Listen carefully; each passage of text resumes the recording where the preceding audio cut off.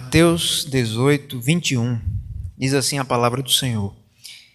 Então Pedro, aproximando-se, lhe perguntou: Senhor, até quantas vezes meu irmão pecará contra mim, que eu lhe perdoe?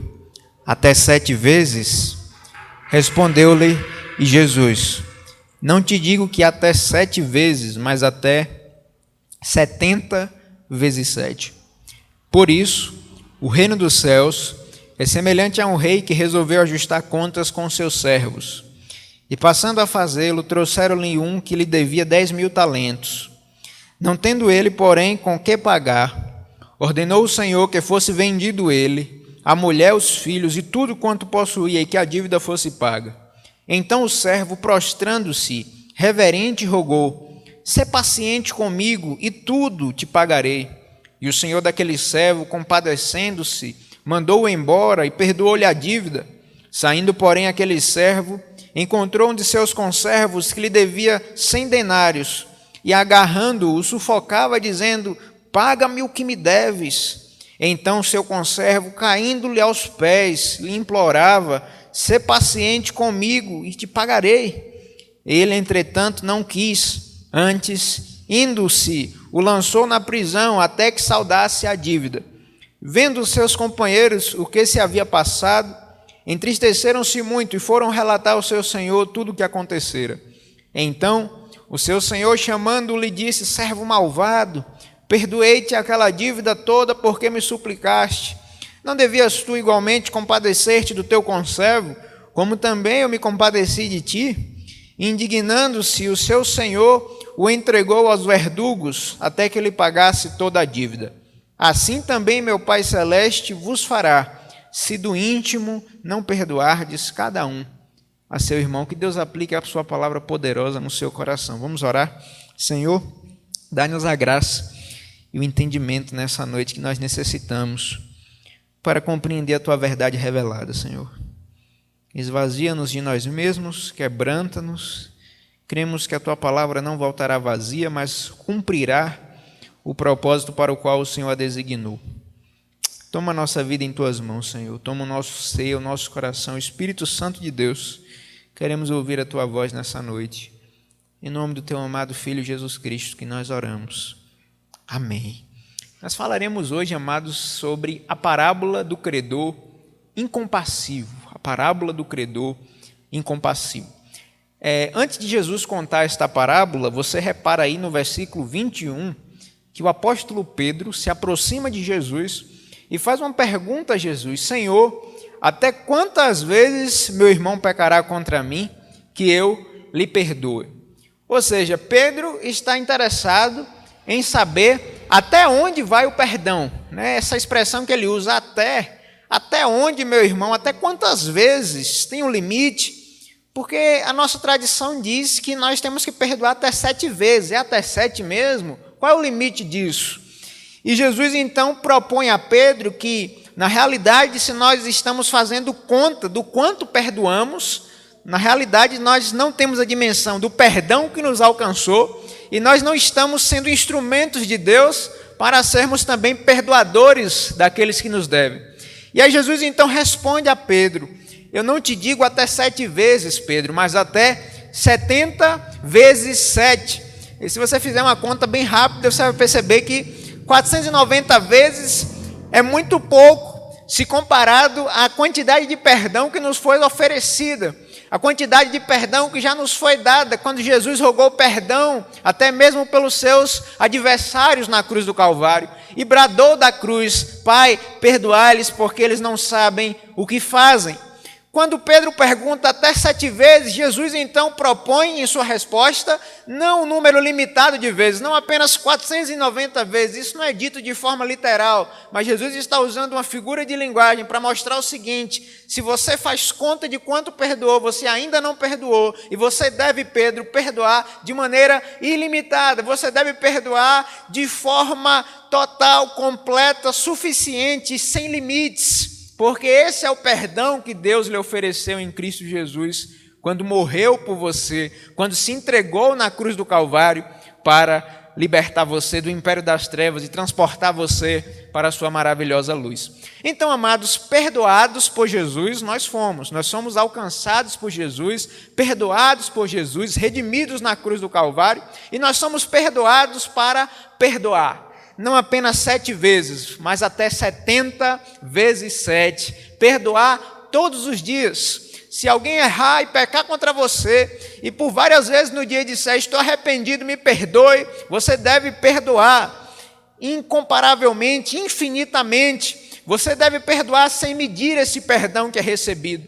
Até porque nós recebemos de Deus a graça para ofertar essa graça a outros. Nós recebemos de Deus essa misericórdia para que essa misericórdia pudesse também ser ofertada a outras pessoas. Nós lemos lá em Colossenses, no capítulo 3, versículo 13, e se a gente ler do versículo 12 de Colossenses, capítulo 3, e também o 13, a palavra de Deus diz, portanto, revesti-vos, pois, como eleitos, santos e amados, de entranhas de misericórdia, de entranhas de compaixão, de entranhas de humildade, de entranhas de afeto, de entranhas de amor, de entranhas de benignidade, de paciência, suportando-vos uns aos outros, perdoando-vos uns aos outros, se alguém tiver motivo de queixa contra o outro, e essas queixas vão aparecer, e elas vão surgir. Por isso que o Senhor Jesus, Ele não nos chama à perfeição,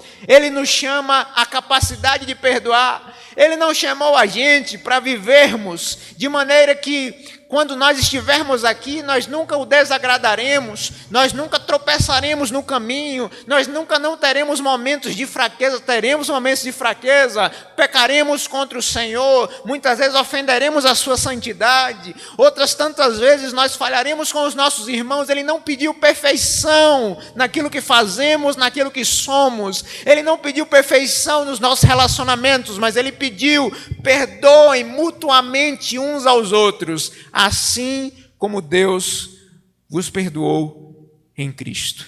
A proposta de Jesus é que, assim como Deus me perdoou em Cristo, eu também possa oferecer a você o perdão que de Cristo eu recebi.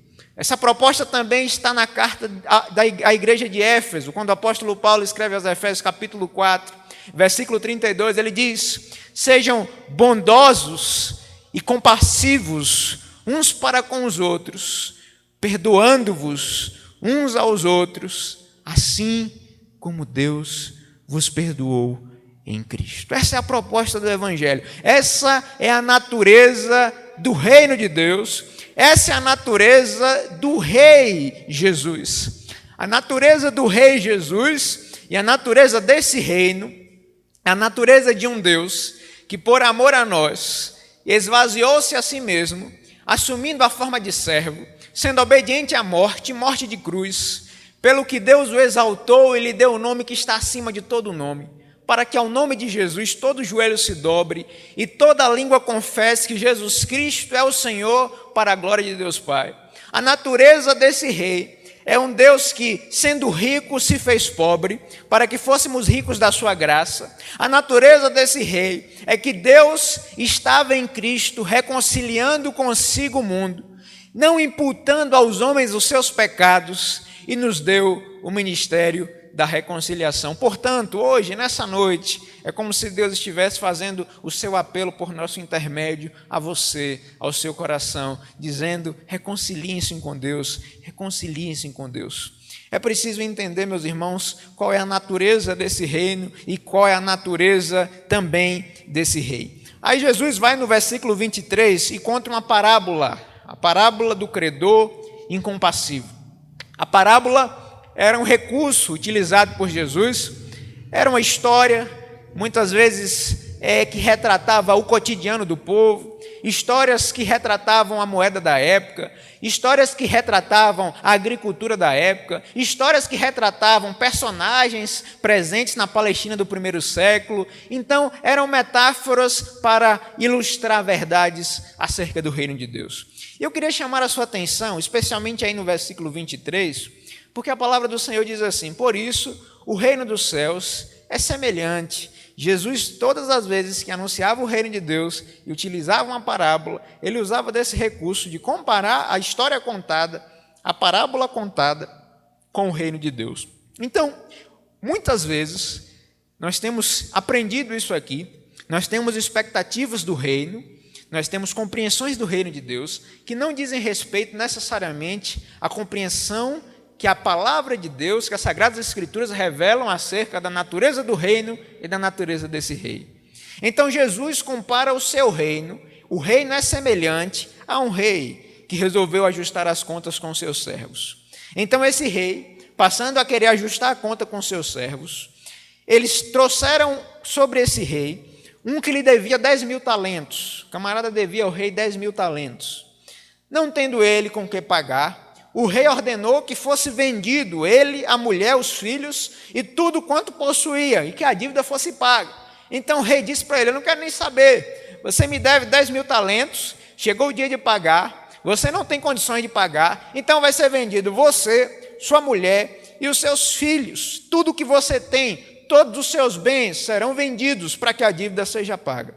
Então o servo, prostrando-se, reverente, imagine quem está devendo uma dívida alta e não tem condições de pagar. Esse servo roga ao rei, suplica ao rei, implora ao rei. Aqui é um servo em prantos, aqui é um servo que está desesperado, com medo do juízo. Aqui é um servo que está desesperado, com medo de perder a casa, com medo de perder a família, a mulher, os filhos. Esse servo desesperado diz: ser paciente comigo, e tudo eu vou te pagar. Tenha um pouco mais de paciência, seja clemente, e quando eu puder, eu vou pagar a você. E o senhor daquele servo então se compadece dele. O senhor olha para o estado de miséria e começa a pensar: quem sabe, quiçá, ele tem família, ele tem filhos, ele tem bens, e eu vou tomar tudo dele. E ele está me implorando por misericórdia, e ele está rogando que eu seja compassivo com ele.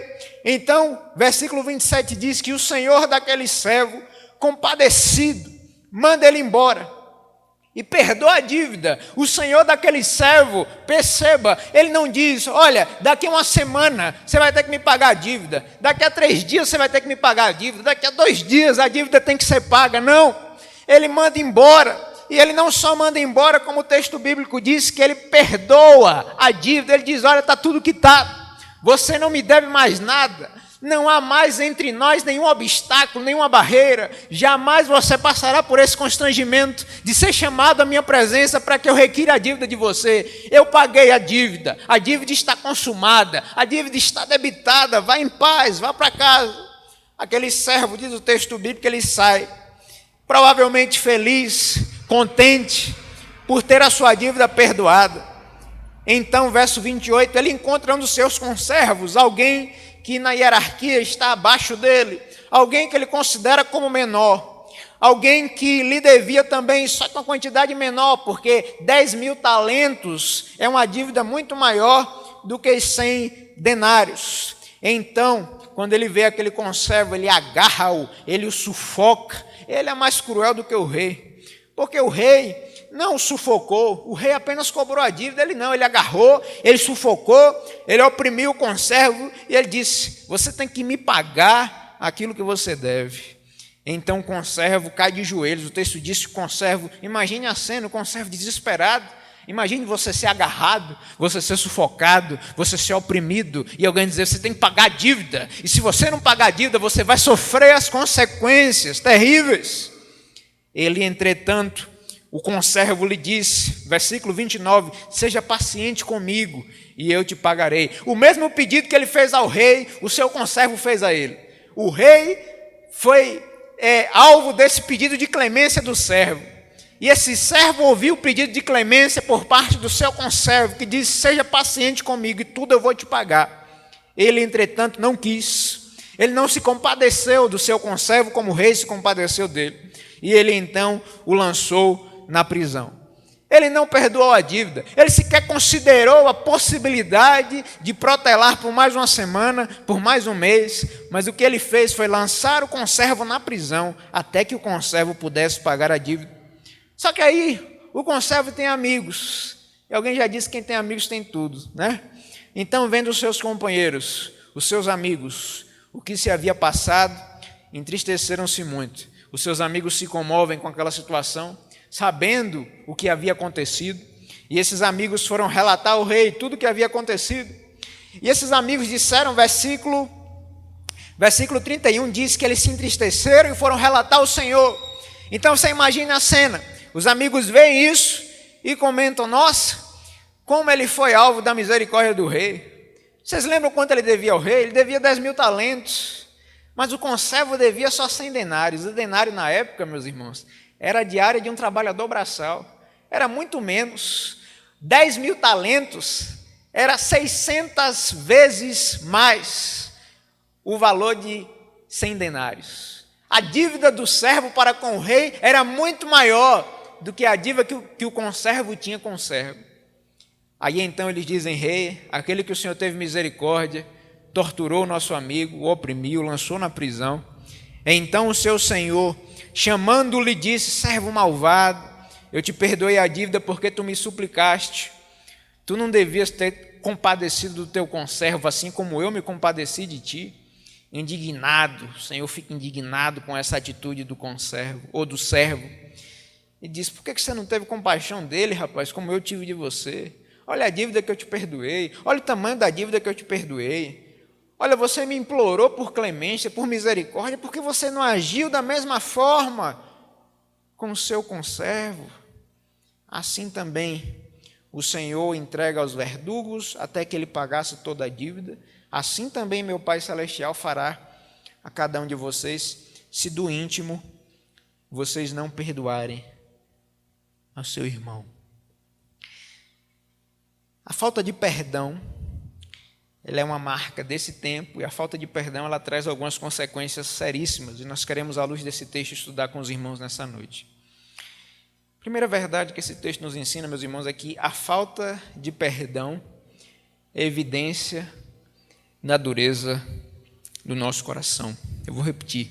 A falta de perdão é evidência da dureza do nosso coração. A capacidade que este servo tem, no verso 28, saindo, porém, aquele servo encontrou um dos seus conservos que lhe devia 100 denários e agarrando-o, sufocava, dizendo, paga-me o que deves.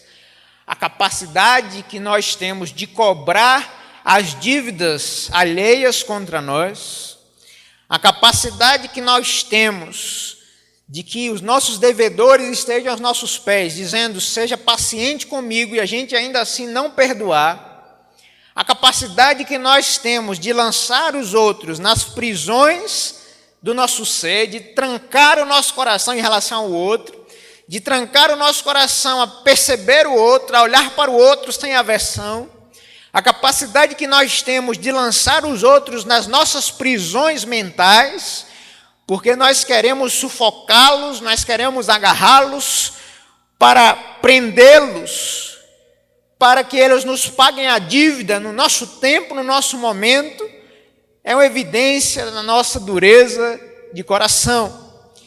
Este servo cruel, ele se aquece no calor da misericórdia do rei, quando trata sem nenhuma misericórdia o seu conservo. Ele está aquecido pela misericórdia de Deus, ele está sustentado pela misericórdia de Deus, ele está abraçado pela misericórdia de Deus, ele é acolhido pela misericórdia de Deus, ele é perdoado pela misericórdia de Deus, ele é sustentado e abençoado pela misericórdia de Deus. Essas misericórdias se renovam sobre ele a cada manhã, mas ele ainda assim, debaixo dessa misericórdia, trata o conservo sem nenhum tipo de misericórdia.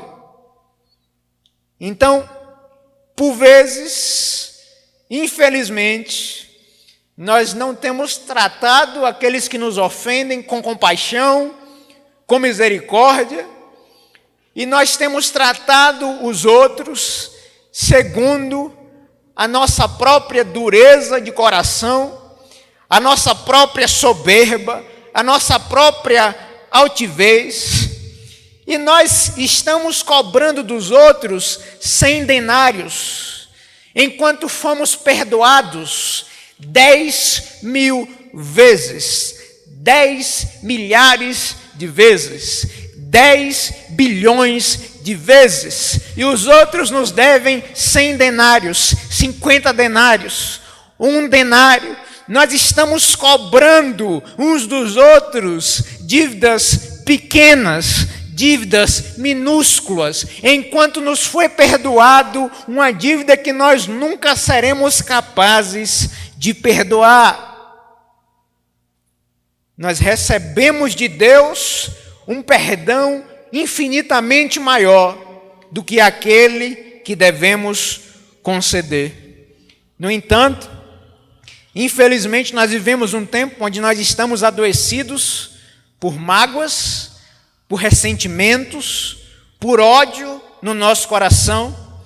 E enquanto essas coisas vão crescendo dentro de nós, nós queremos ser tratados por Deus com a sua graça, com a sua misericórdia, com o calor da sua misericórdia que nos sustenta. Mas nós não temos oferecido essa misericórdia que recebemos de Deus a outros. C.S. Lewis diz que ser cristão é perdoar o imperdoável, porque Deus perdoou o imperdoável em nós. A falta de perdão é evidência da dureza do nosso coração. A primeira verdade que a gente aprende com esse texto. A segunda verdade que nós aprendemos com esse texto é que, além da falta de perdão ser evidência da nossa dureza de coração, a falta de perdão também é sinal da nossa ingratidão para com Deus. Versículo 32. Então o seu senhor, chamando, lhe disse: servo malvado, perdoei-te toda aquela dívida, porque tu me suplicaste. Servo mau, olha o tamanho da dívida que eu perdoei de você. Você lembra quando você estava no porão obscuro da sua alma? Você lembra daquele dia que você me rogou por misericórdia, chorando, desesperado, a ponto de querer morrer, a ponto de querer desistir da vida? Você lembra aquele dia que você me suplicou que lhe desse uma chance de recomeço? Servo mau, eu cancelei toda a sua dívida, mas Deus está dizendo: você não entende o tamanho da dívida que foi perdoada. Você não tem a menor noção da dívida que foi perdoada. O meu nome na sua boca é apenas uma coisa distante do significado de quem eu seja. A nomenclatura Jesus Cristo, ela representa para você uma prática litúrgica, uma prática religiosa, mas não traduz sentido, significado, entendimento. É apenas uma nomenclatura na sua vida, é apenas uma frase que você carrega, porque o credor incompassível, meus irmãos, ele não perdoa, porque ele não compreende a grandeza do perdão que recebe. Ele não perdoou o seu conservo, porque ele não entendeu a grandeza do perdão que ele recebeu. Nós também somos assim. Nesta parábola, o rei é Deus, que perdoou uma dívida impagável. Nesta parábola, o servo sou eu e você. E nessa parábola, o conservo é o outro. Nós também não perdoamos e temos ainda muita dificuldade para liberar perdão, porque nós não compreendemos a grandeza, a profundidade do amor de Deus em Cristo por nós. Nós não entendemos a dimensão desse amor. Aí eu queria que você imaginasse, agora de forma muito simples, se Deus não quisesse perdoar o seu pecado, se Deus dissesse assim: não vou perdoar você não. Aí você chegasse aqui no culto para confessar os seus pecados ao Senhor, ou no seu quarto de oração, e dissesse: Senhor, tem misericórdia de mim. Deus dissesse: não vou perdoar não. Eu não vou perdoar pecado nenhum. Agora você imagina se os atos pecaminosos que você comete, os atos pecaminosos que nós cometemos, nossas ações, atitudes com as nossas mãos que não agradam a Deus, eles não fossem perdoados. Imagine agora. Agora imagine se os seus pensamentos mais ocultos, mais obscuros, os seus pensamentos que não agradam a Deus, aquilo que está lá no seu inconsciente, no seu consciente que ninguém sabe. A igreja não sabe, o pastor não sabe, ninguém da sociedade sabe, mas Deus sabe.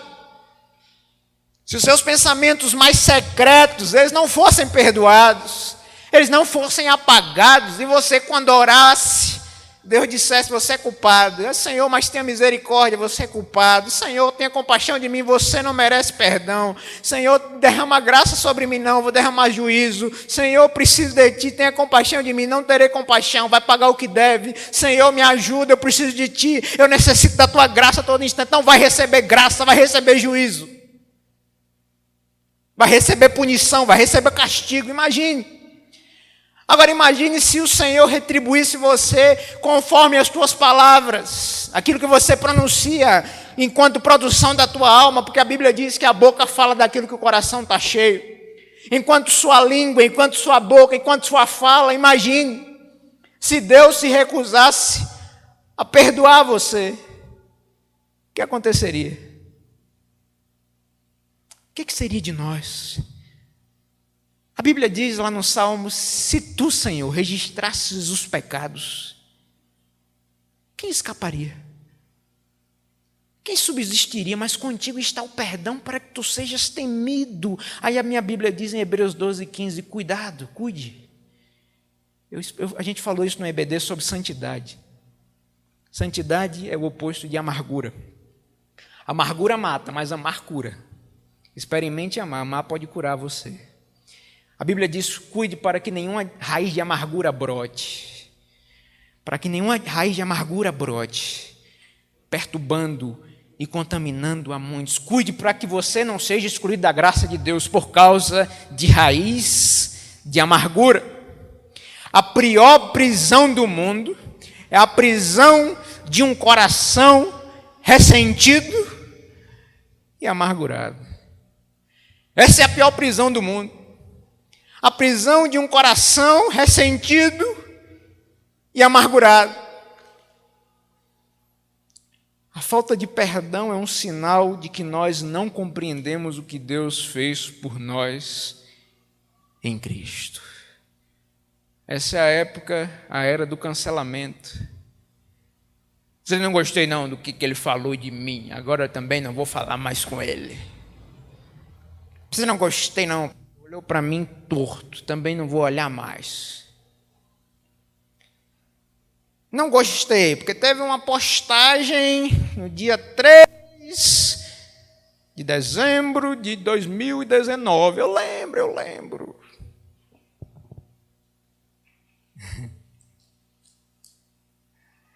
Eu cancelei da minha rede social. Outro dia veio um pastor, estou lhe excluindo das minhas redes sociais. Porque o Senhor botou uma coisa que eu fiquei abismado.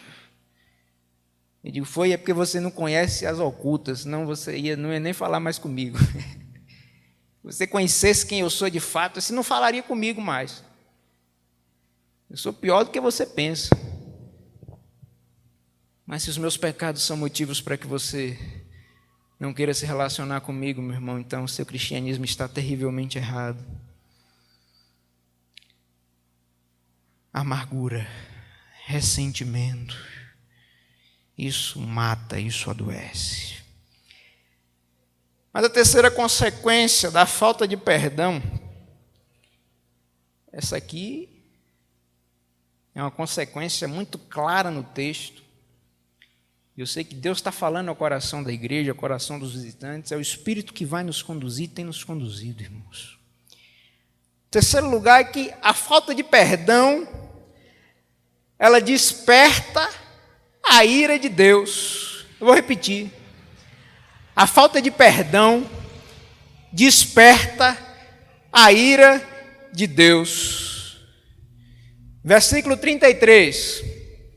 Não devias tu igualmente compadecer-te do teu conservo, como também eu me compadeci de ti. Até aqui o Rei Jesus, o Senhor Deus, está dialogando com esse servo mau. Até aqui ele está fazendo perguntas retóricas, ou seja, perguntas que ele já sabe a resposta. Primeiro ele diz: servo malvado, eu perdoei aquela dívida, tu me suplicou, eu te perdoei. Agora tu não devia ter tido compaixão do teu conservo como eu tive de ti.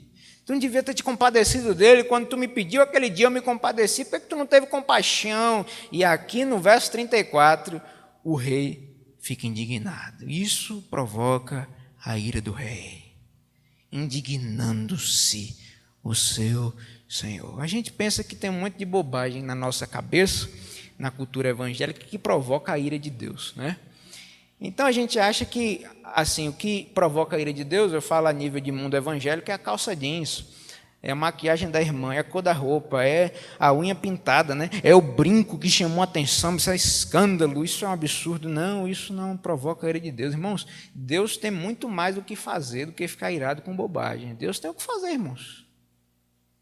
Se tem uma coisa de um Deus que tem o que fazer, é o Deus da Bíblia. Ele não fica preocupado com bobagem. Agora, se tem uma coisa que provoca a sua ira, a sua indignação, é a falta de perdão. A falta de perdão provocou a indignação desse rei. Deus nos perdoou sem nenhum merecimento nosso. A Bíblia diz em Efésios 2:3 que nós éramos por natureza merecedores da ira. É isso que você merecia. Você era por natureza merecedor da ira de Deus. E se Deus desse a você o que você merece, o resultado disso seria inferno. Se Deus me desse o que eu mereço, o resultado disso seria punição, condenação eterna. Mas Deus, pelo grande amor com que nos amou, nos deu vida juntamente com Cristo, quando nós estávamos mortos em nossos delitos e em nossos pecados. Deus nos fez assentar nas regiões celestiais em Cristo. E é pela graça que sois salvos, por meio da fé. Isso não vem de vós, é dom de Deus. Isso não vem de obras para que ninguém se glorie. Isso não é mérito, isso é graça, é bondade de Deus.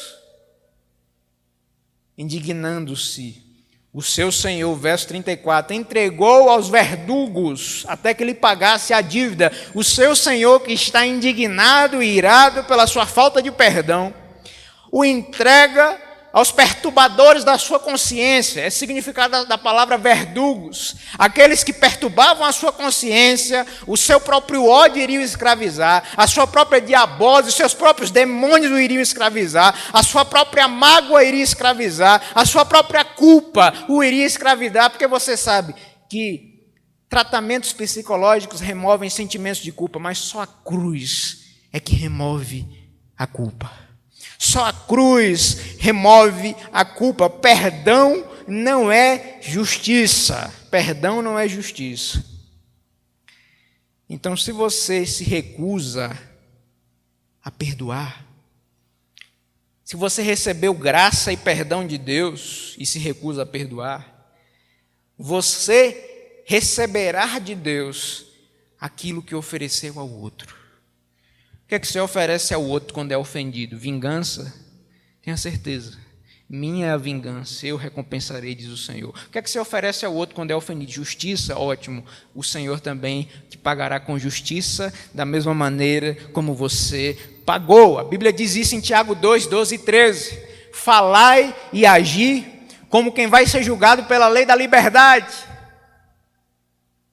Falem e ajam como quem vai ser julgado pela lei da liberdade, porque será exercido misericórdia sobre quem foi misericordioso, mas não será exercido misericórdia sobre quem não foi misericordioso. A misericórdia triunfa sobre o juízo. Porque, pastor, tantos de nós despertamos a ira de Deus, tantos de nós não perdoamos, tantos de nós passamos anos e anos a fio, conhecendo, ouvindo falar sobre Deus, mas não perdoamos. Ah, meu irmão, minha irmã, porque só perdoados perdoam.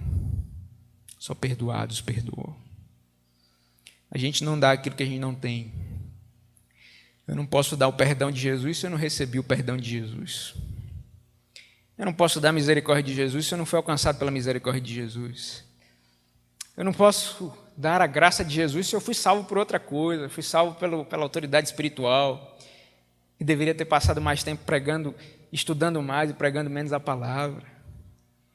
Está na hora de nós, pastores, voltarmos ao seminário para ensinarmos os princípios elementares da palavra de Deus, para aprendermos uns com os outros princípios elementares da palavra de Deus, antes de irmos às coisas secundárias, voltarmos às primárias, aos fundamentos, ao fundamento de que sem perdão não há salvação, sem perdão não há graça, sem perdão não há absolvição dos pecados, porque tantos de nós não perdoamos, porque só perdoados perdoam, tantos de nós não oferecemos graça, porque nós nunca fomos alcançados pela graça.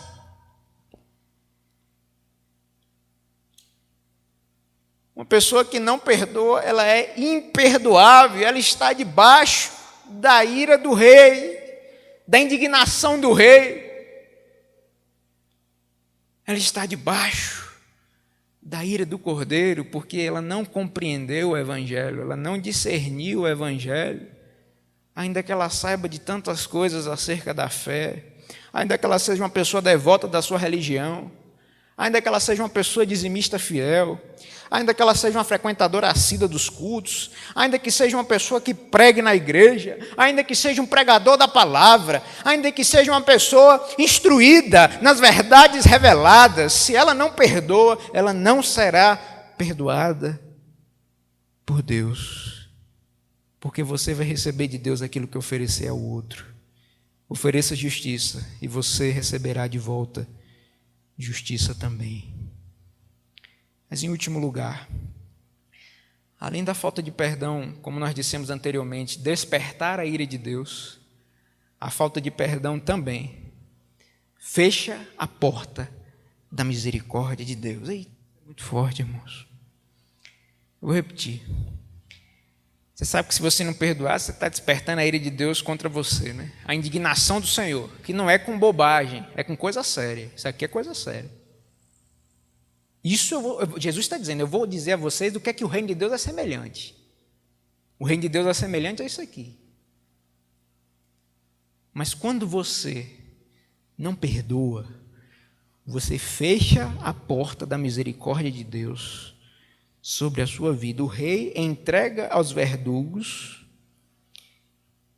e depois que Jesus conta a parábola, verso 35, ele diz: assim também meu Pai Celeste vos fará, se do íntimo não perdoardes cada um a seu irmão. Não é qualquer perdão. Nós estudamos pela manhã, segunda carta de Paulo a Timóteo, capítulo 3, de 1 a 5, de que nos últimos dias sobrevirão tempos terríveis, homens jactanciosos, soberbos, avarentos, presunçosos, atrevidos, enfatuados, mais amantes dos prazeres do que amigos de Deus, tendo aparência de piedade, mas negando a sua eficácia, né?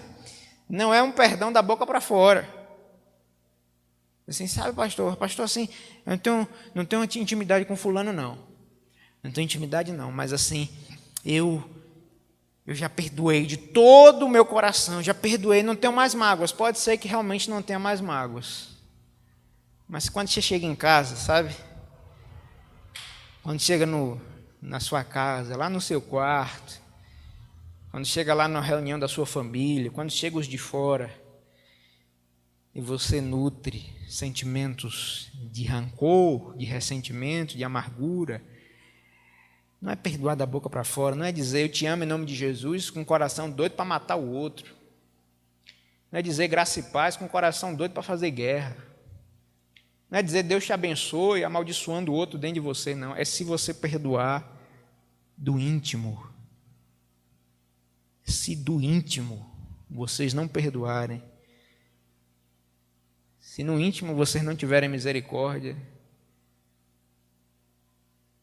aí vocês podem parar de perder tempo com esse negócio de religião, porque não leva para lugar nenhum. Não leva para lugar nenhum. Só auto-engano, auto-engano, auto-engano. Assim também meu Pai Celeste fará com vocês o que esse rei fez. Ele vai entregar aos verdugos, aos agentes do ódio, à própria escravidão pecaminosa, e vai dizer: você vai ter que pagar a dívida. Você usou o padrão com o outro, padrão altíssimo, né? Pelas tuas palavras serás justificado, Jesus disse: pelas tuas palavras serás condenado. Você usou o padrão com o outro aqui altíssimo, que você em oculto não cumpria, ótimo, parabéns. Você vai pagar essa dívida um dia, essa conta vai chegar.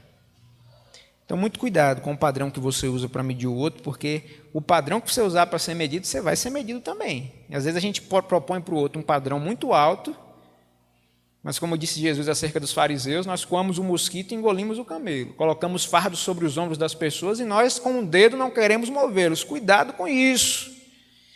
E aí Jesus está dizendo, ensinando na oração matriz da nossa fé, que é a oração do Pai Nosso, Jesus está dizendo assim: perdoa as nossas dívidas, assim como nós perdoamos aqueles que nos têm ofendido. Eu peço perdão a Deus todo dia, porque eu libero perdão todo dia. E aí, depois da oração do Pai Nosso, o foco principal da oração do Pai Nosso não é ritual repetitivo, não é ritual religioso. Um dos principais focos, ênfases, ideias centrais do texto da oração do Pai Nosso, leia com calma. 3 versículos de Mateus 6, Jesus fala sobre o perdão.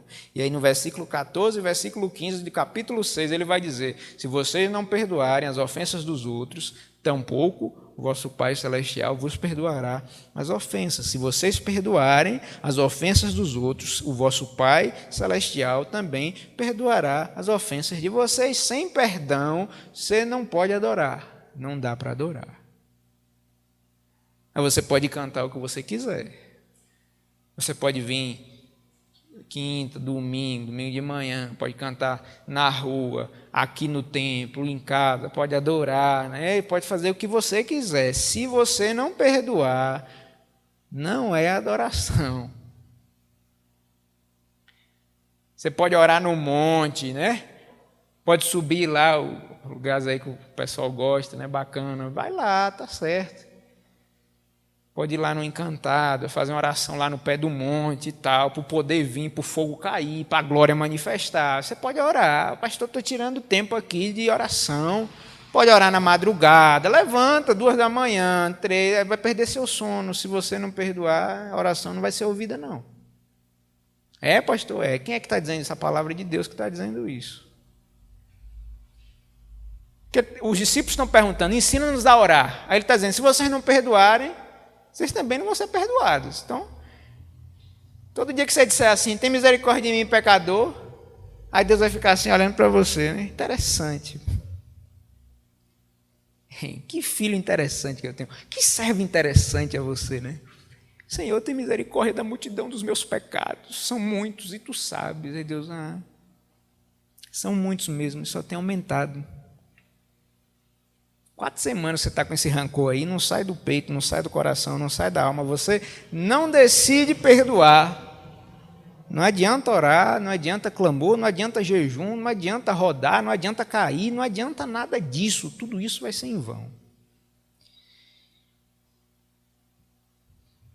Porque a falta de perdão fecha a porta à misericórdia de Deus.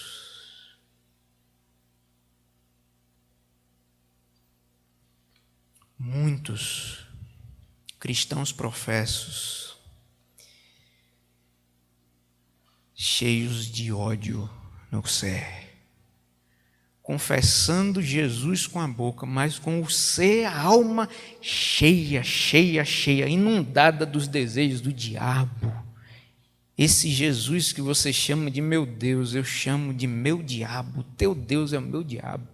Esse Deus promotor das guerras e desarmonias entre os homens, esse Deus tem sido frequentemente um diabo. E eu tenho dito, esse Deus tem que morrer, porque esse Deus é a morte da terra. Esse Deus que veio para roubar, matar e destruir não é o Deus revelado na pessoa de Jesus de Nazaré. Quem recebe perdão de Deus, dá perdão. Quem se nega a perdoar o irmão, não recebeu perdão de Deus e não receberá.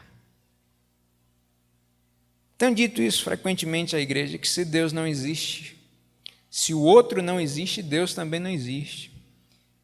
O apóstolo João nos ensina isso. Se alguém disser, eu amo a Deus, mas aborrece, tem aversão a seu irmão, não ama a Deus. Que Deus? É um Deus que a sua mente criou, rapaz. Isso é Deus criado, tem um monte de Deus criado.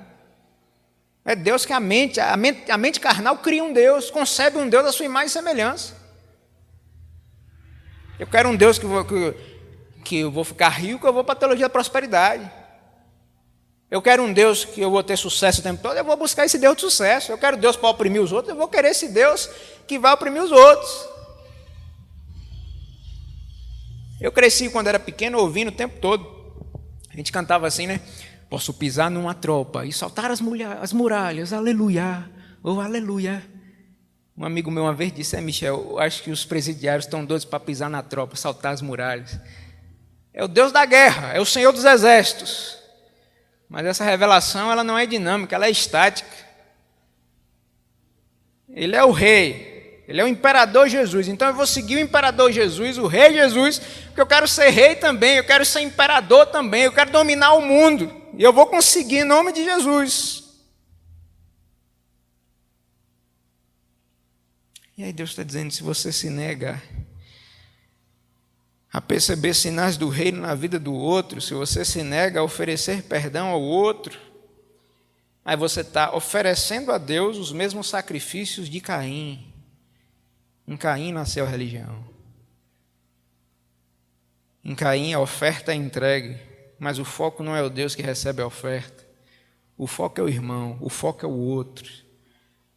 Esse cara trouxe essas ovelhas, ele quer ser melhor que todo mundo, é assim mesmo, quer ser desse jeito, quer ser assim, quer ser assado. E aí Deus recebe a de Abel, não recebe a de Caim. Caim se transtorna, se enfurece. A Bíblia diz que Caim matou seu irmão porque suas obras eram más. A Bíblia diz que todo aquele que odeia o seu irmão é assassino. Assassinos de Deus no coração, muitos assassinos de Deus no coração. Muitos assassinos de Deus, já mataram Deus, já tem tempo, nem sabem que mataram. Mas se tornam caçadores de culpados, a culpa é de todo mundo, a culpa é do irmão, a culpa é da igreja, a culpa é do pastor, a culpa é de quem não falou comigo, a culpa é de tudo, de todos, menos nunca tem nenhum tipo de reconhecimento do próprio pecado, da própria iniquidade, da própria falta de perdão, e essa falta de perdão fecha a porta. A misericórdia é fechada. Assim fará meu Pai, se do íntimo não perdoardes cada um a seu irmão. Que você reflita nisso. E que você hoje olhe para o seu próprio coração. Aquilo que você tem alimentado. Se você é alguém que libera perdão, você é ressentido, é amargurado, é odioso.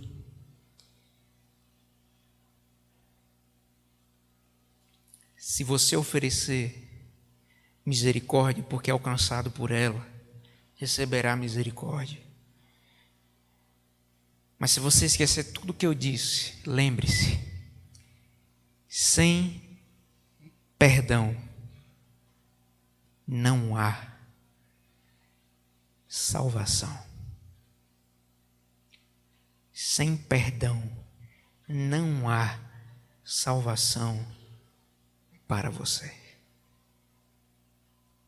Perdoe e seja liberto.